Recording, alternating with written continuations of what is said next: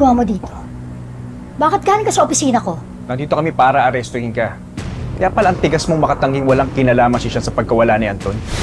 Kasi ikaw ang mastermind. Ano? Anong pinagsasabi mo? Anong prueba nyo?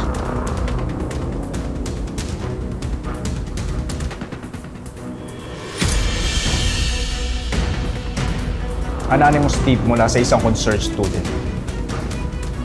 Student? Sino estudyante yan? Iharap nyo sa akin yung estudyante na yan. Wala akong kinalaman dyan. Baka naman siya may hawak kay Anton. Clear, sir.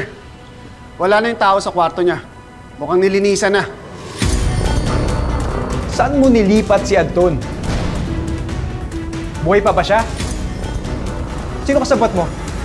Itong mga bata? Ang lakas ng gabi. Pagsalitaan ako ng ganyan, wala akong kinalaman dyan! Tama na, Hindi! tama na. Ba't ako sasama sa'yo? Wala akong Sumama alam ka dyan! na! Hindi! Sandali! Sandali! Walang kinalaman dito si Mami!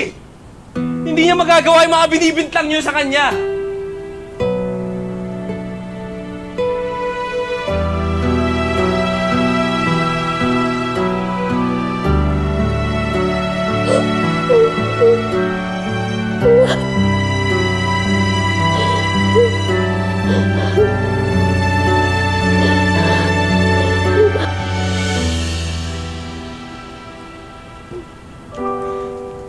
I'm sorry, Mom.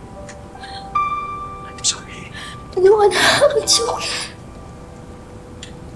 It's okay. Lalaban tayo. Lalaban tayo. Ginigipit nila tayo, pero lalaban tayo. Kaya natin to.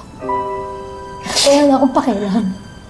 Ang importante sa akin, tanggap mo lang. Nanay mo. Salamat, anak.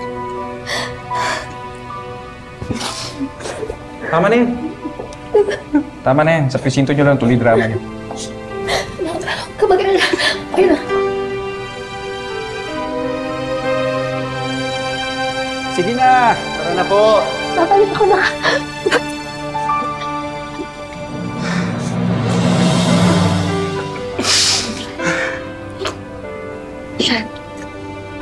Sean.